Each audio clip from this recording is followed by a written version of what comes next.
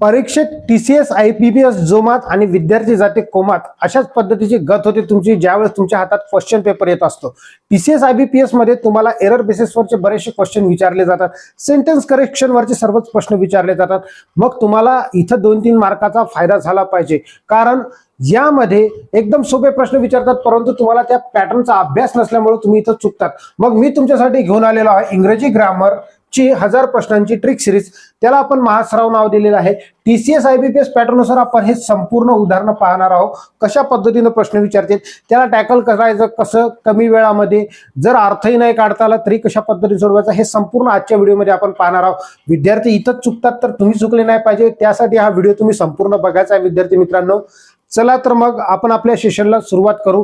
तत्पूर्वी विद्यार्थी मित्रांनो, जर तुम्ही चॅनलवर नवीन आले असाल तर चॅनलला सबस्क्राईब करून घ्या, कारण खूप महत्त्वपूर्ण प्रश्न आपण इथं इंग्रजी व्याकरणाचे घेणार आहोत. इंग्रजी व्याकरण जर तुम्हाला सोप्या पद्धतीने शिकायचं असेल तर सबस्क्राईब करून घ्या. बघा, पहिलाच प्रश्न तुमच्या स्क्रीनवर आहे. काय म्हटलेलं आहे तर choose the correct form of the verb. Choose the correct form of the verb. Verb मधून आपल्याला काय करायचं आहे तर इथं कोणती वर्ब वापरायची अशा पद्धतीचा प्रश्न विचारलेला आहे. ऍग्री मध्ये 2016ला प्रश्न हा विचारला होता. बघा, वन ऑफ द गर्ल्स रिकामी जागा मिल्क. बघा, वन ऑफ द गर्ल्स रिकामी जागा मिल्क. आता भला लक्षात घ्या, इथं वनची गोष्ट करायला लागलो. कितीची गोष्ट करायला लागलो? वन. ज्यावेळेस बी आपण one of the, every one of the, each of the, each, every, त्याच्यानंतर ईच, एव्हरी आणि वन ऑफ द ची गोष्ट करायला असेल तर येणाऱ्या याच्यानंतर जर ऑफ द असेल तर येणारा नाव अनेक वचनी पाहिजे, अनेक वचनी नाम. ओके.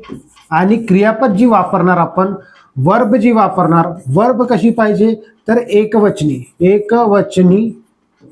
क्रियापद. आता एकवचनी क्रियापद आपल्याला वापरायची आहे. इथं तुम्हाला समजलं असेल या रूलनुसार. तर इथं आपल्याला या गर्ल्स नावानुसार कोणत्याही प्रकारची आपल्याला वर्ब वापरायची नाही, आपल्याला वापरायची आहे वन नावापासून. मग मला एक सांगा, इथं करता वन ऑफ द ची गोष्ट करायला लागलो. ओके. मग मला एक सांगा, इथं आपली वर्ब कोणती आपण इथं वापरणार तर एक बघा, इथं वन जी आहे, नो, हे जे नो दिलेलं आहे, नो अनेक वचन आहे. टू नो हे इन्फिनिटिव्ह वर्ब आहे. ओके. नोज म्हणजे बघा, हे जे आहे तृतीय पुरुषी एकवचनी क्रियापद असल्यामुळे, सब्जेक्ट असल्यामुळे क्रियापद बी आपल्याला नोजच वापरायचे आहे. म्हणजे वर्बला आपण काय लावणार? वर्बला लावणार आपण यस किंवा ईएस लावत असतो. तर हे आपल्या प्रश्नाचं उत्तर असेल. ऑप्शन क्रमांक 3 आपल्या प्रश्नाचं उत्तर आहे. बघा, समोर जाऊया. दुसरा प्रश्न बघा काय म्हटलेला आहे. Put the correct verb in the blank. बघा, इथं आपल्याला करेक्ट वर्ब वापरायचे आहे. काय म्हटलेलं आहे? Rise and fall of the tide. रिकामी जागा दिलेली आहे. Due to lunar influence. बघा, इथं करता कोणता आहे? The rise and falls. हा एक संपूर्ण युनिटचा करता आहे. संपूर्ण युनिट जर एका याच्यामध्ये येत असेल, संपूर्ण युनिटची गोष्ट करायला लागलो, युनिट जर दिला असेल आपल्याला, संपूर्ण युनिट दिला असेल तर येणारी क्रियापद आपल्याला एकवचनी वापरायची आहे. एकवचनी क्रियापद, एकवचनी क्रियापद वापरायचे आहे. राईज अँड फॉल म्हणजेच चढ उतार आपण त्याला म्हणत असतो, प्रगती अवगती आपण त्याला म्हणत असतो. मग एका नाण्याचे 2 बाजू आहेत आणि आपण त्याला काय करणार मग तर त्याला आपण एकवचनी क्रियापद वापरणार. मग इथं एकवचनी क्रियापद यायला पाहिजे रिकामी जागेत. तर एकवचनी क्रियापद कुठं आहे तर हा नाही आहे, हा नाही आहे, हा नाही आहे. ऑप्शन क्रमांक बी आपल्या प्रश्नाचं उत्तर असेल. अशा पद्धतीने सहज आपण या प्रश्नाला सोडवू शकतो कोणत्याही ट्रिकनुसार. ओके. चला, तिसरा प्रश्न तुमच्या स्क्रीनवर आहे. बघा काय म्हटलेलं आहे. Fill in the blank with the answer option given below. Tax assistant 2016चा प्रश्न आहे. कशा पद्धतीने सोडवणार? बघा, either the children or the milkman. बघा, आयदर हा एक कंजंक्शन आहे, ऑर एक कंजंक्शन आहे. मग हे कंजंक्शन आपण 2 कर्ते जोडत असतो. हा पहिला कर्ता झाला, हा दुसरा कर्ता झाला. मग ऑरच्या नंतर either or, neither nor, not only but also, यानुसार जर आपण सब्जेक्ट सेकंड सब्जेक्टनुसार इतर वर्ब वापरावे लागते आपल्याला. सेकंड सब्जेक्ट कसा आहे, एकवचनी असेल तर एकवचनी क्रियापद, अनेकवचनी असेल तर अनेकवचनी क्रियापद आपल्याला वापरावे लागते. द मिल्क मॅन म्हटलं तर ते एकवचनीच असायला पाहिजे. मिल्क मॅनची गोष्ट करायला एकवचनी नामाची गोष्ट करायला लागलो, इथं आपल्याला क्रियापद कशी असली पाहिजे, एकवचनी. मग एकवचनी कोणता आहे, आर नाही, वेअर नाही, हॅव नाही. ऑप्शन क्रमांक बी. बघा मी कोणत्याही टेन्सचा उपयोग नाही केलेला आहे, पण सहज आपण या प्रश्नाला उत्तर सोडू शकतो. त्याच्यानंतर बघा प्रश्न क्रमांक 14 तुमच्या स्क्रीनवर आहे. काय म्हटलेलं आहे बघा, identify the correct verb agreement. ASO 2015चा प्रश्न आहे. या प्रश्नाचं उत्तर तुम्हाला कमेंट बॉक्समध्ये द्यायचं आहे. सोडवता येते का चेक करा, मग सोडून पहा. बघा काय म्हटलेलं आहे, the introduction of English, Marathi and other religion language, रिकामी जागा, profound effect on the students linguistic competence. Okay चला, तर इथं आपल्याला क्रियापद कशी वापरायची आहे, तर इथं बघा यामध्ये करता कोणता आहे, द इंट्रोडक्शन. काय आहे, द इंट्रोडक्शन. ऑफच्या अलीकडे एक करता राहते, या कर्त्यानुसार आपल्याला काय वापरायचं आहे, तर इथं आपल्याला वर्ब वापरायचे आहे. द इंट्रोडक्शन कसं आहे, तर हे एक त्याला आपण म्हणतो अनकाउंटेबल नाउन आहे. त्याला आपण अनकाउंटेबल नाउन म्हणतो, ज्याला आपल्याला मोजता येत नाही, अनकाउंटेबल नाउन आहेत. मग इथं आपल्याला अनकाउंटेबल नाउन असेल कुठेही संपूर्ण व्याकरणात अनकाउंटेबल नाउन असेल तर येणारी वर्ब एकवचनी वापरायची, एकवचनी क्रियापद.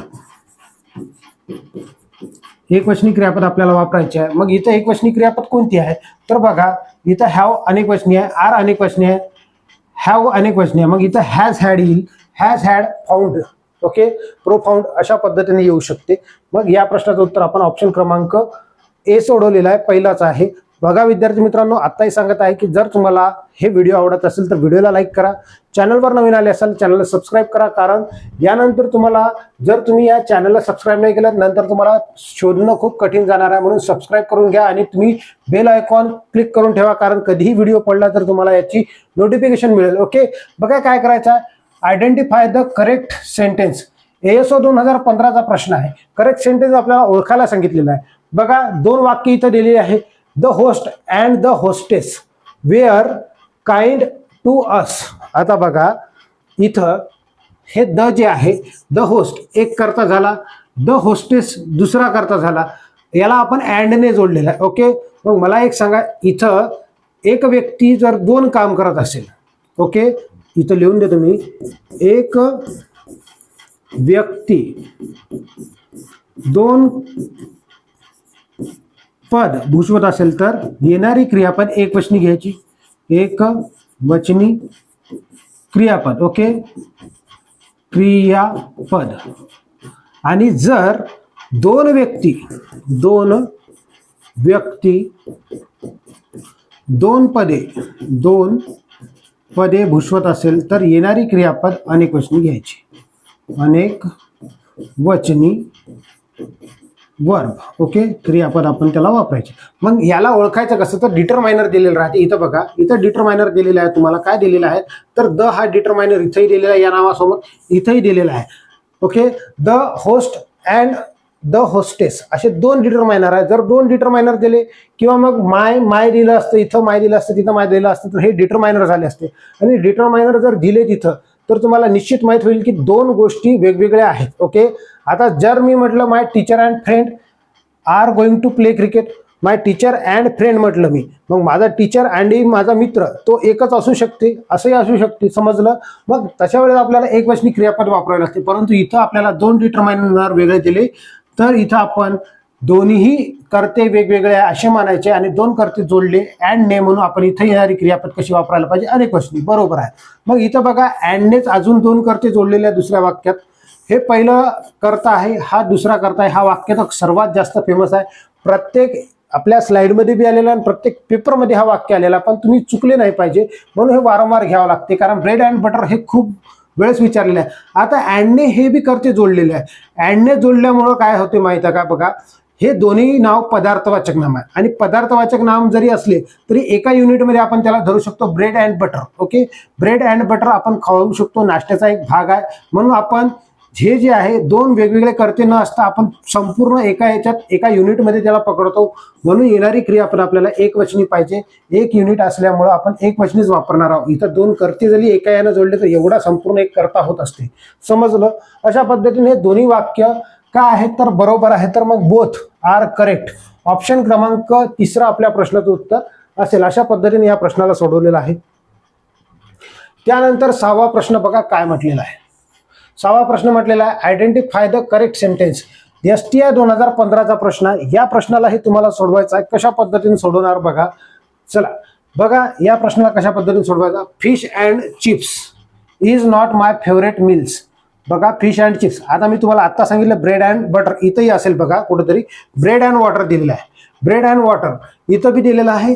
पेन अँड इंक, पेन आणि इंक एकच युनिट राहते. आता पेनीशिवाय म्हणजे इंक शिवाय पेन बनवू शकत नाही. समजलं? मग ते एका युनिटमध्ये काम करायला लागले, एकत्र काम करायला लागले. ज्यावेळेस बी कोणती गोष्ट एकत्र येईल तर येणारी क्रियापद एकवचनी असली पाहिजे. मग इथं एकवचनी क्रियापद आहे, इथंही एकवचनी क्रियापद आहे, इथंही एकवचनी क्रियापद आहे. मग मी पूर्ण वाक्य न वाचता सहज या प्रश्नाला सोडवलेलं आहे की तीनही बरोबर आहे. तीनही बरोबर आहे म्हटल्यावर काय येईल तर ऑप्शन क्रमांक बी आपल्या प्रश्नाचं उत्तर येईल. ABC ओनली तिन्ही करेक्ट आहेत, तिन्ही बरोबर आहे. अशा पद्धतीने या प्रश्नाला सोडवलेलं आहे. बघा समोर विद्यार्थी मित्रांनो, जर तुम्हाला ॲम्बिशन अकॅडमीच्या बॅचेस तुम्हाला जॉईन करायचे असतील तर बघा तुमच्यासाठी खास ऑफर घेऊन आलेला आहोत. स्पर्धा परीक्षा मार्गदर्शन केंद्र पुसद. जिद्द तुमची, मार्गदर्शन आमचे, यश तुमचे, अभिमान आमचा. तर यामध्ये तुम्हाला पोलीस भरती, वनरक्षक, दारूबंदी पोलीस, तलाठी, कोणतीही इतर तत्सम स्पर्धा परीक्षांसाठी तुम्हाला जर तयारी करायची असेल तर लेखी प्लस फिजिकल सहित आपल्याजवळ बॅचेस अवेलेबल आहे. बॅच फी तुम्हाला ऑफरमध्ये मिळत आहे फक्त आणि फक्त 4,999 रुपयाला मिळणार. 6 महिने व्हॅलिडिटी मिळत आहे याची विद्यार्थी मित्रांनो. 6 महिन्यापर्यंत संपूर्ण कोर्स होऊन जाईल. ओके. यामध्ये विषय कोणते शिकणार तर अंकगणित, बुद्धिमत्ता, शॉर्ट ट्रिक्स आणि कन्सेप्टनुसार, सोबत भूमितीही येते, इंग्रजी व्याकरण, शब्दसंग्रह, ट्रिक्स आणि कन्सेप्टनुसार अशा पद्धतीचे रूल्स तुम्हाला लिहून दिले जाईल. सोप्या पद्धतीने तुम्हाला या प्रश्नाचे उत्तर सोडवून मिळेल. ओके. बघा मग मराठी व्याकरण आणि शब्दसंग्रह, मराठी बी एकदम सोप्या पद्धतीने तुम्हाला शिकवण्यात येईल. त्यानंतर GK आणि चालू घडामोडी हे डेली लेक्चर्स आपले होत असतात. मग यामध्ये परीक्षाही आपण घेत असतो. दर आठवड्याला सराव पेपर असतात. त्यानंतर फिजिकल टेस्ट आपण घेतलेली असते.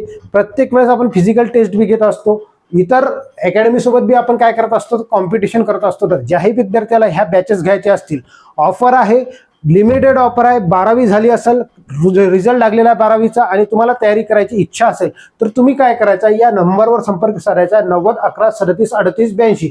आणि वर्दीवर ज्यावेळेस माणूस येतो तर आजूबाजूला आपली गर्दी वाढते. म्हणून तुम्हाला ही तयारी चांगल्या पद्धतीने करायची आहे. जर तुम्हाला हा व्हिडिओ आवडला असेल तर व्हिडिओला लाईक करा. चॅनलवर नवीन आले असेल चॅनलला सबस्क्राईब करा. बेल आयकॉन सहित तुम्ही दाबून ठेवा, कारण येणारे व्हिडिओज जे आहेत तुम्हाला त्याची नोटिफिकेशन भेटली पाहिजे. आणि विद्यार्थी मित्रांनो बघा, तुम्हाला संपर्क साधायचा लवकरात लवकर. नंतर बॅचची फीज वाढणार आहे. 10,000 प्लस आपली फीज आहे. मग तुम्हाला लवकरात लवकर एकदम कमी ऑफरमध्ये मी ही बॅच देत आहोत. त्वरित संपर्क साधा आणि आपला प्रवेश निश्चित करा. भेटूया आपण समोरच्या व्हिडिओमध्ये. धन्यवाद.